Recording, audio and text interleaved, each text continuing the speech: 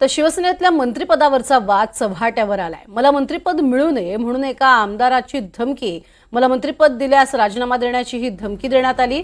आता त्याच आमदाराला सिडकोचं अध्यक्षपद मिळालंय असं म्हणत गोगावलेंनी मोठा गौप्यस्फोट केलाय।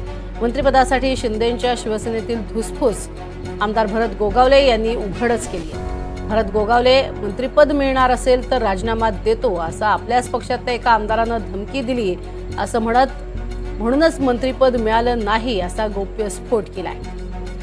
त्याशिवाय आता याच धमकी देणाऱ्या आमदाराला मुख्यमंत्र्यांनी सिडकोचं अध्यक्षपद दिलंय असं सांगत संजय शिरसाट यांच्यावर गोगावलेंनी नाव न घेता निशाणा साधलाय।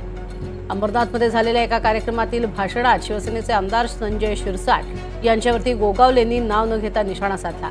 दरम्यान एक आमदार तर म्हणाले की मंत्रिपद मिळालं नाही तर घरदार उद्ध्वस्त होईल, त्यामुळे मी मंत्रिपद सोडलं असंही भरत गोगावलेंनी म्हटलंय। गोगावलेंच्या या वक्तव्याने शिंदे गटातील आमदारांमध्ये वाद आणखी चिघळण्याची शक्यता आहे। ज्या वेळेला मंत्रिपदाची वेळ आली तुम्हाला समजणं पण गरजेचं आहे। चूक तर झाली, बाळाजी मगाशी बोलला तो नेपकिन काकेत मारून जे काय सांगितलं काही वस्तुनिष्ठ साहेबांनी आम्हाला विचारलं असेल काय करायचं।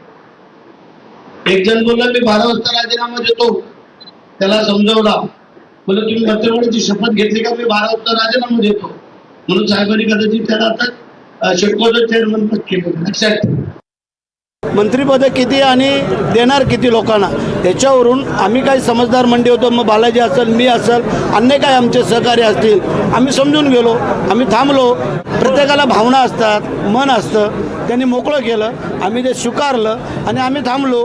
बोलत मंत्रिपदासाठी तुझं कुटुंब उद्ध्वस्त होण्यापेक्षा तुझं कुटुंब वाचू दे, भरत शेठ नाही मंत्री झाला तरी चालेल।